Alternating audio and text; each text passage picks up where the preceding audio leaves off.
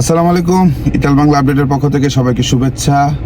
তো আপনারা এই মুহূর্তে যারা যারা আমার ভিডিওটি দেখছেন অবশ্যই আমার চ্যানেলটা সাবস্ক্রাইব করবেন, আমার ফেসবুক পেজটা ফলো দিবেন এবং আপনাদের সুবিধার্থে আমি একটা টেলিগ্রাম গ্রুপ এবং একটা ফেসবুক গ্রুপ খুলেছি। ডিসক্রিপশনে লিঙ্ক দেওয়া আছে, সেখানে আপনারা জয়েন করতে পারেন বিভিন্ন তথ্য আদান প্রদানের জন্য।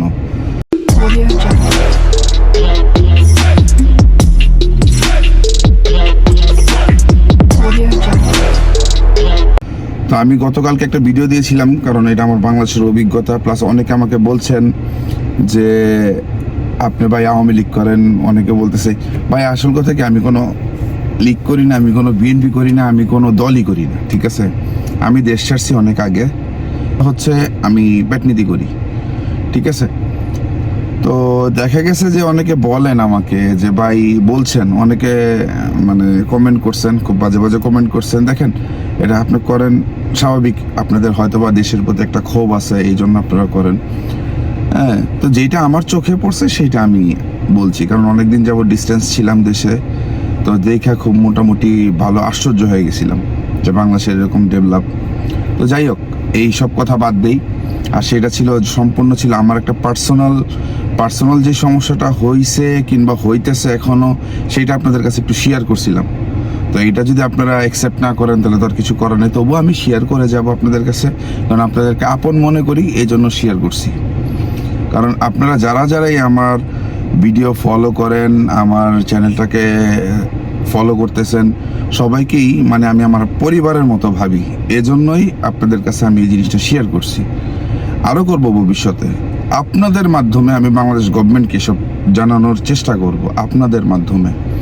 আপনারা যদি আমার সাথে থাকেন, অবশ্যই মানে আপনাদের কাছে আমি কৃতজ্ঞ থাকব যেন এই জিনিসটি বাংলাদেশ সরকারের কান পর্যন্ত পৌঁছায়। তো যাই হোক, যেটা বলতেছিলাম, হয়তো বা আপনারা আমার এই থাম্বনেল দেখে বুঝে গেছেন কি কারণে আজকে ভিডিওটা করছি।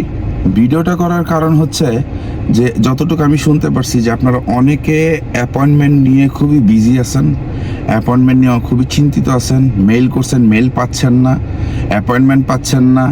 অনেকে পাসপোর্ট জমা দিয়ে রাখছেন, 1 বছর 1.5 বছর হয়েছে, পাসপোর্টটাকে ব্যাক পাইতেছেন না।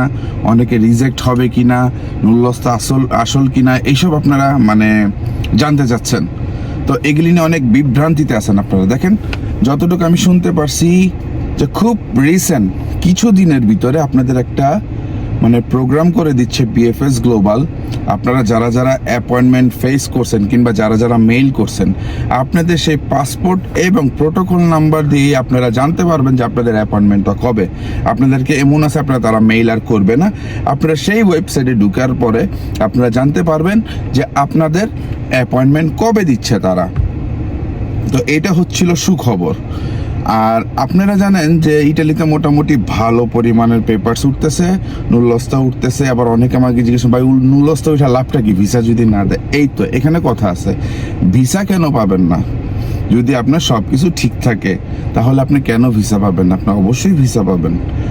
আর দেখেন, মানে এটা বলতে চাইনি যে এই কথাটা আমার মানে বলাটা উচিত না। আজকে বাংলাদেশ এমন একটা সিচুয়েশনে আসছে ইটালিতে, মানে ইটালির গভর্নমেন্ট বলেন, ইটালির পার্লামেন্ট বলেন, সব জায়গায় বাংলাদেশকে খুব মানে জঘন্য চোখে দেখতেছে। এটার জন্য দায়ী কারা? এটার জন্য দায়ী আমরা। কারণটা কি? দেখা গেছে ভাই, হাতে গোনা কিছু মানুষ আছে যে বাংলাদেশকে এমনভাবে রিপ্রেজেন্ট করছে যে মানে বাংলাদেশে কি দুর্নীতি হইতেছে না হইতেছে, ভিসা বিক্রি হইতেছে, এত টাকা দিয়ে কিনতেছে, সে এত টাকা কামাইছে, ওই এত টাকা মাইরা খাইছে। ভাই এগুলি তো ডাইরেক্ট ইউটিউবে বলার দরকার ছিল না, কিংবা ফেসবুকে বলার দরকার ছিল না, সোশ্যাল মিডিয়াতে বলার দরকারই ছিল না। আজকে দেখেন, কিছু মানুষের কারণে এইসব মানে কি বলবো, এইসব যত সব ব্লেম আছে, ব্লেম সব বাংলাদেশের উপরে পড়তেছে। তো এটার জন্য দায়ী একমাত্র আমরা ব্লগাররা, আমরা আমাদের মতো ইউটিউবাররা। ঠিক আছে, ইভেন কি আমি নিজেও দায়ী, আমি এটা স্বীকার করি। কারণটা কি জানেন? হ্যাঁ, একটুকু আমি জানি যে আমি কারো বদনাম গাইনি কখনো, কাউকে বলিনি কখনো। এটা আপনারাও প্রমাণ আছেন আমার প্রত্যেকটা ভিডিওতে, প্রমাণ আছে যে আমি কখনো কোনো ব্লগারের নামে কিংবা কোনো ব্রোকারের নামে কখনো কোনো কিছু বলিনি এবং বলবোও না, ঠিক আছে? কারণ এটা যার যার পার্সোনাল ব্যাপার, এটা যার যার পার্সোনাল ব্যাপার। আর আপনাদের কাছে যে আমি আমার পার্সোনাল জিনিসগুলি শেয়ার করতেছি, শেয়ার করার কারণ হচ্ছে এইটাই যে আপনাদেরকে আমি আপন মনে করি। আপনাদের মাধ্যমে আমি এটা বাংলাদেশ গভর্নমেন্টের কাছে পৌঁছানোর চেষ্টা করতেছি। আমি কোনো রাজনীতিবিদ না, আমি কোনো রাজনৈতিক দল করি না, আমি দেশ ছাড়ছি অনেক আগে। আমার একটাই লক্ষ্য, আমি পেটনীতি করি, ঠিক আছে? আমার ফ্যামিলি আছে, আমি কাজকর্ম করি, আমি ব্যবসা বাণিজ্য করি, আমি খুব ভালো আছি। তবে আমার যদি প্রবলেম হয়, আজকে যদি আপনাদের প্রবলেমের জন্য আমি আগাইতে পারি, তো আমার প্রবলেমের জন্য আমাকে হেল্প করতে পারবেন না। এজন্য আপনাদের কাছেই এই জিনিসগুলো আমি শেয়ার করছি গতকালের ভিডিওটিতে। তো যাই হোক, আপনারা বিএফএস গ্লোবাল নিয়ে কোনো টেনশন করবেন না। বিএফএস গ্লোবাল মোটামুটি ভালো একটা পদক্ষেপ নিচ্ছে, খুব রিসেন্টলি আপনারা এটা রেজাল্ট পাবেন। আর ইটালির ফ্লুসি সম্বন্ধে কিংবা আপনাদের নুল্লস্তার সম্বন্ধে আপনাদের যে কোনো প্রবলেম হোক, আপনারা আমার টেলিগ্রাম গ্রুপে আসবেন, সেখানে শেয়ার করবেন। আমরা যথেষ্ট চেষ্টা করব আপনাদের উপকার করার জন্য।